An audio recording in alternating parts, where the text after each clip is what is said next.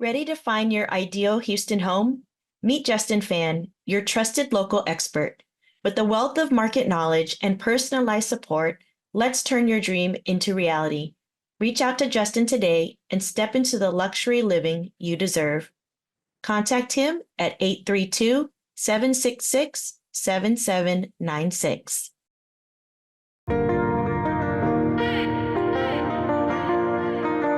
Welcome, Season Sixers. As always, thank you for being part of our Color of Success podcast family.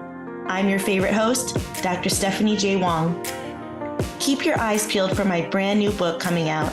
It's called Cancel the Filter, where I share my experiences in the realm of mental health, both professionally and personally. Subscribe to colorsuccesspodcast.com to be on our waiting list. Seats are limited and being filled as we speak. We're also streaming on all your favorite platforms and socials. Whether you're on the go or comfy on the couch, you can tune in at your own comfort. As you know, we love growing discussions with our guests from our AAPI and minority communities. With so many friends and experts from different aspects of life, we love learning their stories and understanding what their success means to them. Let's get into it. Justin Phan is a first-generation Vietnamese American realtor and investor. He dedicates himself to helping others realize the American dream through property ownership. He is currently the vice president of Myres Properties. His expertise comes from a background as a financial advisor. His philanthropic endeavors include serving as treasurer of his church. Well, Justin, thank you so much for joining me today. And like I mentioned, Satchel has said so many good things about you, so I'm super excited to talk with you today. Yeah, thanks for having me. I appreciate it. Well, you are a real estate guru, and I always love talking about real estate, even though I'm in mental health. I think part of generational wealth and building wealth has to do with real estate, really. And so I wondered how you got into the business and where it's taking you. Yeah, so I'm a first generation American. I was born and raised in Houston, Texas, and real estate has just always been a part of what my family does. When I was growing up, my parents were still working full time while getting their college educations. So my grandparents would babysit me, and in babysitting me, that meant I got to go hang out with my grandma and grandpa at the family liquor store. Oh, So, yeah, that's similar for me. Yeah. okay, well, maybe we're the same on this too. My first job was actually breaking down cardboard boxes for my grandma in exchange for candy. Yeah. I mean, that So was the payment back then. yeah, that's right. And just growing up and being surrounded by this work ethic from a young age and seeing really how much they accomplished within a decade of coming to America inspired me both to work hard, get an education, but also it instilled that the belief, which I think is a key thing, that if I do work hard and do what I'm supposed to do, I can achieve the American dream just like they did. And American dream can be kind of broad, right? So to me, that's just prosperity and financial independence. From there, I grew up. I went on to the University of Houston for my finance degree. And this was kind of an unexpected benefit, but at the time, U of H was the #1 school as far as ethnic diversity in the nation. They're #2 now, so they've kind of gone downhill since then. Well, maybe that means that people are getting a clue and incorporating DEIB into their curriculum. Yeah, I hope so. So in being surrounded by such a diverse group of people, we got to communicate, work on projects, and when we had a lot of just open forum discussions on real estate and investing as a whole. And they had some commonality in that, the idea is to come here, purchase real estate and build, and then bring your family along as well. But then I also learned a lot from them. And a lot of these practices are things that I still implement for my clients and in my practice today. And your grandparents are from Vietnam, right? Yeah, they came over in '76. I brought that up because tell me a little bit more about how you think that their immigrant status, their immigrant story really impacted this notion or development of your American dream? Well, it's just they did well in Vietnam, right? My grandpa was in the military, and my grandma worked and traded as just at the marketplace. But when the war happened, they had to sell everything they could to buy their right onto the boat, and they came to America with nothing. They happened to come to Houston, Texas, and they just took odd jobs. The last one I remember them telling me about, they worked, the two of them worked 24 hours a day at a 7-Eleven, and they saved every dime they got. My dad and his 6 brothers and sisters, for fun, would walk around collecting cans, right? And eventually, I guess being in the convenience store business or surrounded by those types of people, he had the opportunity to purchase his first liquor store, and he had a house full of free laborers. So he threw everything he could into it. He built it up to 9 different locations, including a multifamily, before he finally retired. But Wow. just hearing the stories that they worked at a rubber factory at one point, and my grandpa smashed his hand when moving the pieces from one to the other, but he was so scared to say anything that he taped it up and kept going, right? And so going from that to where we are now today, I can never complain to my dad or my grandparents about anything, but two, it instilled in me that all I really, it's pretty simple, but it's hard to implement. That if I just work hard and do what I'm supposed to do, there's opportunity here. Well, let's talk about that piece, right? Because I'm a psychologist by trade, and I really talk with a lot of Asian American families that emotions aren't really talked about in a lot of the older generation. And so, how has that impacted you, though, going into real estate, which people would be like, why are these connected? But there's risk involved.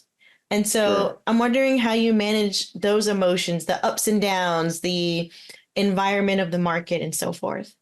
So personally, for me, it's easy for me to manage my emotions because I was raised probably in a similar household as maybe your husband. But for my clients, I kind of had to learn to put myself in their place, right? That volatility and things like that, and really uncertainty causes stress and anxiety when dealing with maybe the largest financial investment of their lives. So I take it from my background, and I'm a numbers guy. I'm very analytical by nature. So when I first come to them, I try to hit the emotional side of what are your goals? What's your timeline? What are you looking to achieve? Why do you want to purchase this property? What does owning this property mean for you or your family? And then from then on, once I have a timeline and I have a basis, I bring the numbers in, and I discuss what the market is doing right now, what it's going to cost you to be in a particular area, and I go from there. Once we have the why and the reality of the market established, I'm just a big proponent of transparency and communication in any relationship, and I like to treat my clients like I treat my family or anyone, any of my friends, Satchel, anybody, right, that I come in contact with. So I believe that, if too long of a time span goes by without them hearing something from me or just communication, they could start to worry. So I communicate as much as I can. And to be honest with you, communication doesn't come naturally to me because I internalize a lot. But I put myself in their place, right? I wouldn't want to sign up to make a massive commitment with somebody, and they tell me they're going to take care of me, and then I don't hear from them for months. Oh, So yeah. I try to check in. I let them know what's going on. If anything in the market has changed, have houses sold lately, have things slowed down, have interest rates gone up, gone down. And at the same time, this is an opportunity for them to discuss with me if their plans change, right? Because we might, in our initial conversation, they might tell me, well, right now I can afford to wait a few months. So let's put an aggressive price out there. And if it sits, it's fine. And then a month later, when I'm checking in on them, something major could happen in their life and they need it sold within a few weeks. And at that point, we need to be more aggressive. So it doesn't come naturally to me, but I think the most important thing I do to alleviate stress from my clients is just communicate. As anytime I think about them, I send them a text, I call them, I swing by, just anything I can do to just let them know that I'm thinking about them. So very admirable quality, and also, something, and I can see why Satchel and you are friends, because you have this very positive vibe and really care about people. And I think people want to feel taken care of, especially like you said, Sure. when they're putting their big bucks on the line. People work hard for their money and they want to be able to know that they can trust the person that is helping them spend it. So Yeah, sure. And obviously ghosting is a thing, so I'm glad you don't do that. So a lot of people have different opinions on this, whether or not to purchase a property. And so I know that it's person specific, family specific, but what are some considerations to think about as to whether this is a good investment, or some people use the term sunken cost. So Yeah. So again, like you already said, it depends. But moving on from it depends, I like to take a couple things into consideration if someone should buy or rent, right? So the first one is just lifestyle. Where are they at in their career? Where are they at in their life? Are they still, does their career dictate that they move around every few months or every few years?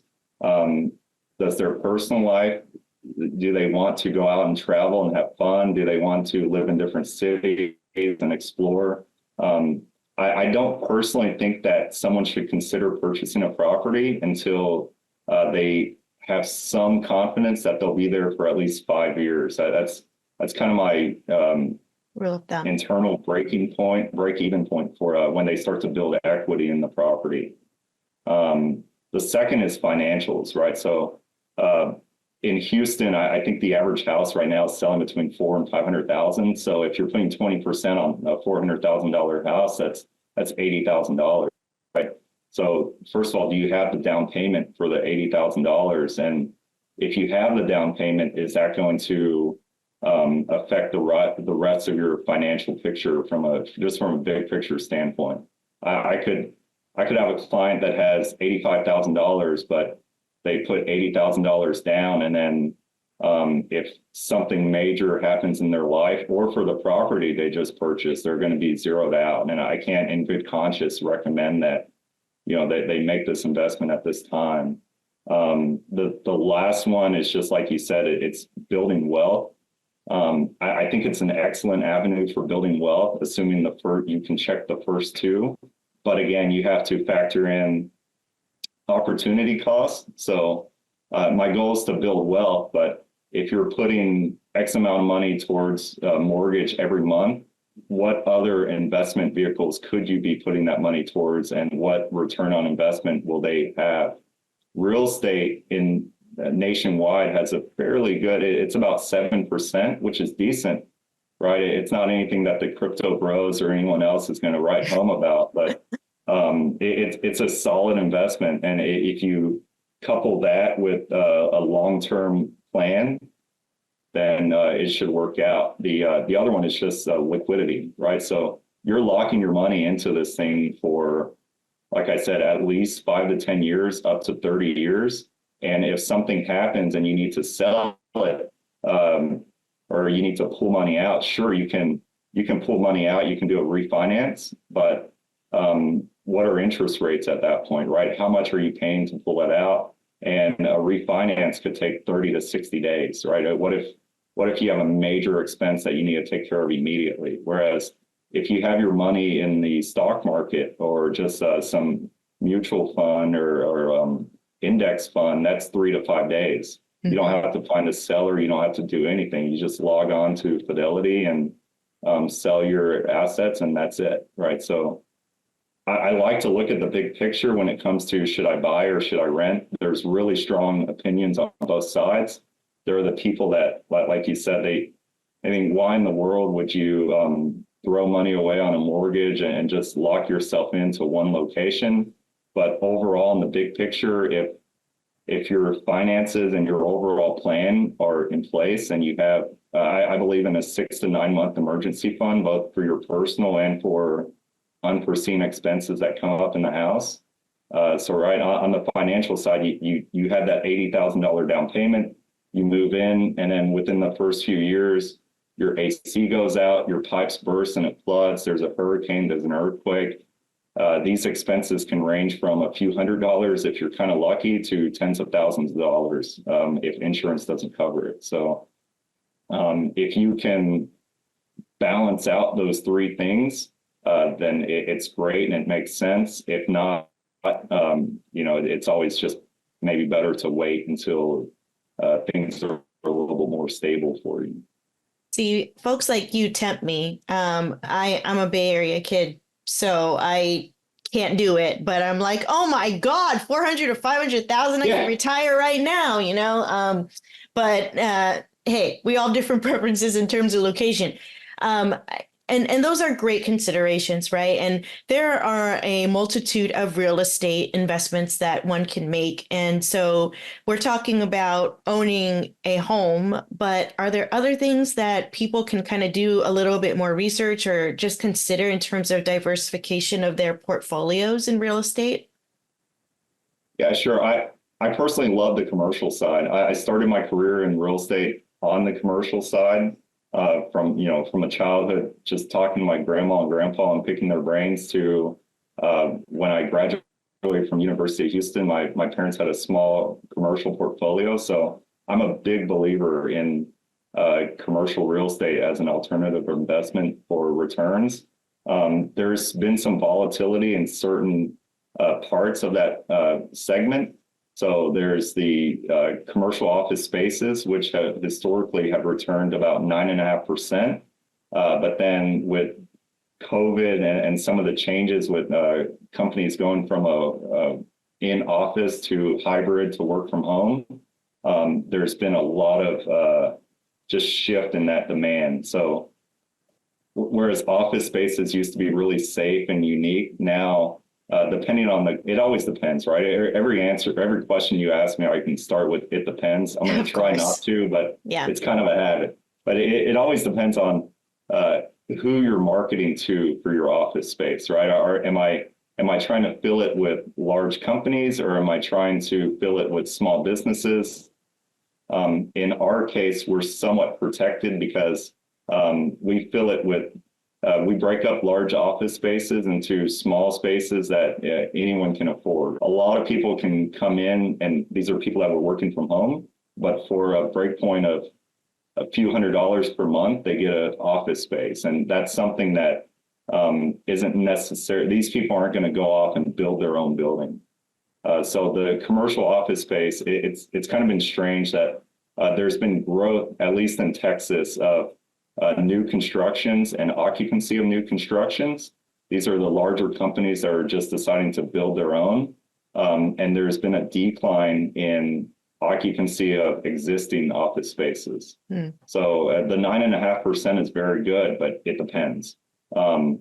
I've started leaning more towards the RVs, storage, those kind of industrial flex spaces. One thing that's very nice, the return is very nice. So RV lots tend to return about 15% return on investment. I think self-storage was about 17%. And that also comes, that's a result of, and it's a massive benefit that there's just low maintenance associated with these. And is this also considered commercial as well? Yes. Yeah. Commercial is really any property that is 5 or more units. Gotcha. On the residential side, and then it's just any property that is it's zoned towards businesses. Okay, gotcha. Thank you.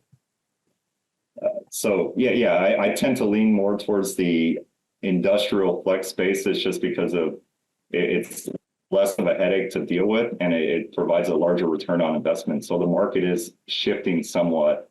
On the multifamily side, which has always been extremely popular for new investors entering the market, that's been great. But there's been a massive increase in supply with builders seeing that interest rates are high. People, I think we're at the lowest affordability rate for real estate in the last 40 years, meaning that with interest rates and inflation, people are less able to buy property now than in the last 40 years. So multifamilies have seen a nice bump. But at the same time, with 2024 seeing projected lower interest rates, and maybe with the lower interest rates, then people are going to start to want to sell their properties more because they don't have to give up their low interest rates and enter into a higher interest rate than buying a new property. It is projected that multifamilies are going to see somewhat of a dip in occupancy. And along with the dip, there's projected to either be a stable or decline in rent rates. So I highly recommend commercial space if it fits into your financial planning. And within the commercial space, I would shoot for industrial flex spaces, even just a field, right, that you can rent spots to and things like that. It's really hands off. And when I first entered into the career, I would literally have nightmares about pipes leaking or HVAC going out. These are just problems that I deal with on a consistent basis that you don't have to deal with those other types of structures and properties. With more residents and people that you have to deal with, there then comes differences in opinions and preferences and all sorts of problems that they look to you to solve. So I commend you for even managing that, handling that, because that's a whole different ball game to be involved at the ground level like that. Sure. But tenants are not unlike any other relationship that I have in my. It's all about managing expectations, communicating. At first, maybe when I wasn't as transparent and open and have kind of an open door policy with my tenants to communicate. Now, sometimes that backfires, right? Like I learned that if I try to communicate with them on a human level, whatever most means to you, most of them will comply and reciprocate. So I definitely want to learn a little bit more about the beginning of your career, though, because anytime you start something, or even you start a new venture, you start researching something, you make mistakes. I mean, that's how you learn. And the old saying of like, it's okay to fail, but there's obviously disappointment involved. But is there a mistake that kind of sticks out to you that you've learned from that's kind of propelled you forward in this industry?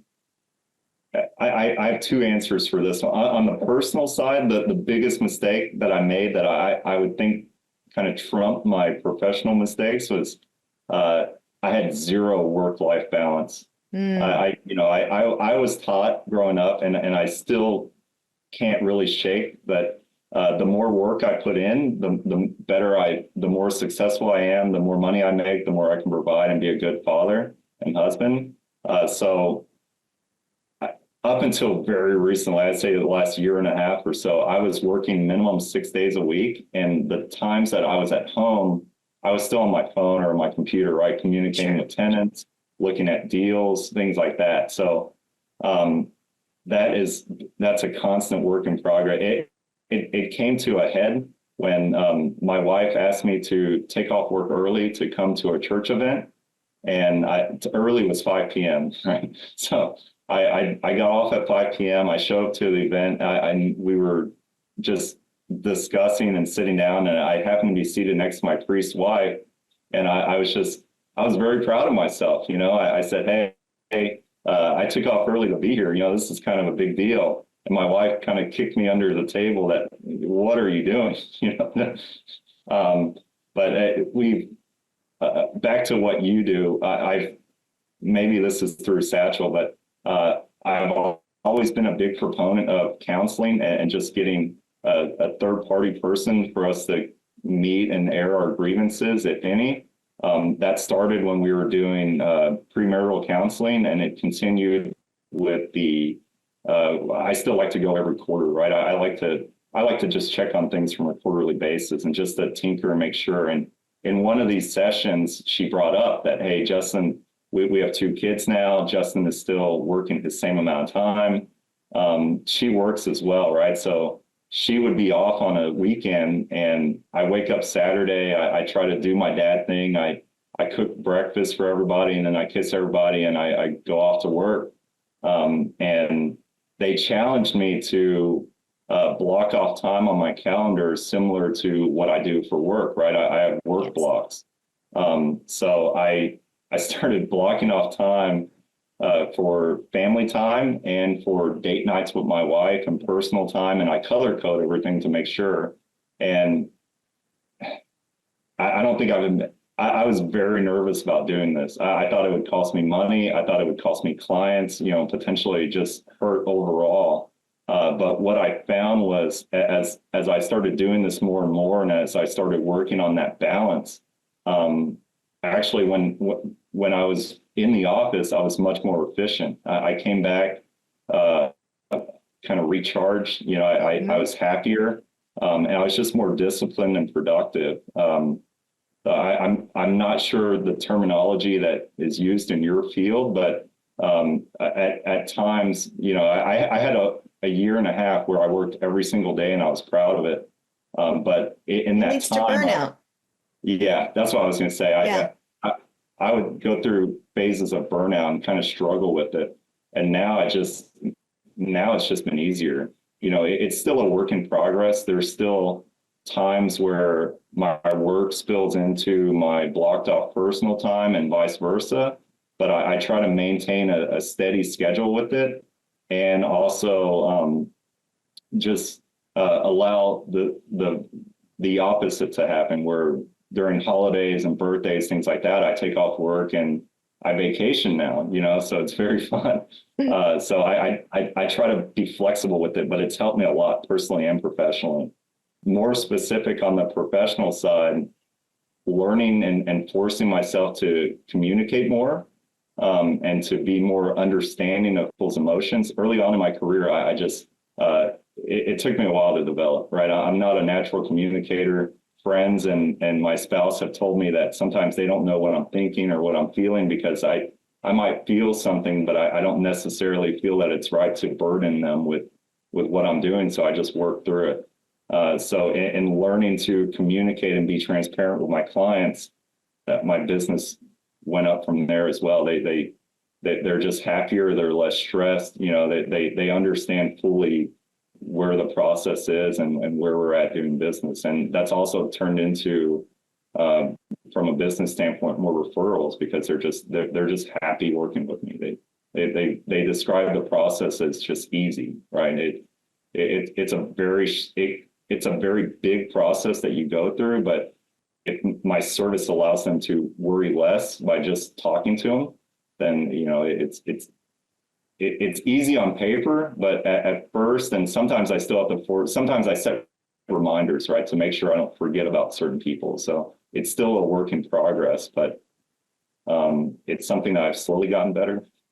I think that's a cultural piece too. Of you mentioned very early on in the interview, it's hard to turn off my psychologist hat, but my parents, my grandparents, they don't complain. And so there's a double-edged sword there, right? Because it's like, it feels like you can't really complain. Like my parents would go to work sick, and in COVID times, and post pandemic where we're not locked down, we're like, that is insane, because don't give me your germs. But they would go in with their, my dad would have his Dickies, turtleneck and go into the grocery store and be coughing and stuff. And he's still doing that. I'm like, dude, Dad, take a COVID test. But those things really are ingrained in us, right? And so I didn't think I cried in elementary school and I had salmonella and I had to stay home. I mean, I'm obviously very nerdy, but it was that mentality of, you have got to go to school or you have to go to work. And it doesn't matter. You have to be on your deathbed before you call in sick, right? And so there's that aspect. But I truly believe that having a family, if you decide to do so, for those listening, is that it can enhance your life. It is very, very hard. And I think Satchel told you, but I wrote the book Cancel the Filter, and Yes. I'm sure hopefully like your partner can read it, because I really think that there's these expectations on parents to have everything figured out. You have to go to every single kid's birthday party and volunteer at the school and all these things and have a career. So the and part is, even though it's hard, and I use work-life harmony now because I learned that from BTS's like the Hybe's founder, is because he said, if you use work-life balance, then it makes work the culprit. And I think harmony is such that we can enjoy both. And sometimes it will look unbalanced, like if you have a whole bunch of deals to close that week, but knowing that it's not permanent. And so giving yourself grace too, that like, hey, if someone gives you feedback to readjust, that you'll take a good look and assessment at that. So I mean, that's great that you're continuing to do that. And I would be more concerned if you said, yeah, I have everything figured out and color coded. I'd be like, Justin, come on.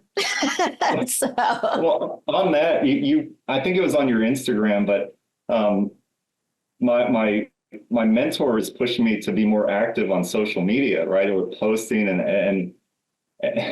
and I've been really struggling with it until last night. I watched one of your clips, and it said, I look at these pictures of my friends, and everything's perfect. The kid's hair is brushed, everyone's smiling, looking at the camera, and then I spend 2 hours trying to take a picture of my family, and the best one I get is the kid is grabbing onto the dog as the dog tries to run off the screen, right? Oh, yeah. It's hard, yeah, because there's just a lot of things that we have to overcome, right? That are ingrained in us, and it's just I feel like sometimes I take one step forward, and then something will come up, and then 2 steps back, right? So I have to go back to the drawing board a little bit. Well, that's why I essentially released it, though, like, because it is a vulnerable story. It's my story. It's not like I'm writing some fictional characters, maybe rooted in some of my experiences. But the fact of the matter is, when I became a parent at a younger age than, my friends, my husband and I thought, you know what, people are going to start having babies, maybe even in a few years. And now, ours are 12 and 9, and they're just having like their second or third babies. And I'm like, ha, my kids can wipe their own butts. But hey, that's, but I think the point is that there's a very isolating feeling that, like, again, you need to be happy when you have kids, but really it's also a mixed bag. It can coexist where you love your children so deeply, and then you also get a headache when they're bickering. So that doesn't mean that you don't love them. It's just, there's that constant harmonization that needs to go on at that point. Sure. Yeah, they've inspired me to work on a lot of personal things that some of them I knew were there and I just kind of ignored, and then others came to light because just the added workload and pressure of being a good example and a parent. So, well, on that note, where can people follow your work, hire you as their real estate agent, and all that good stuff? And these clips will provide you with some content for your page. So. Yeah, that's great. So everything is pretty well.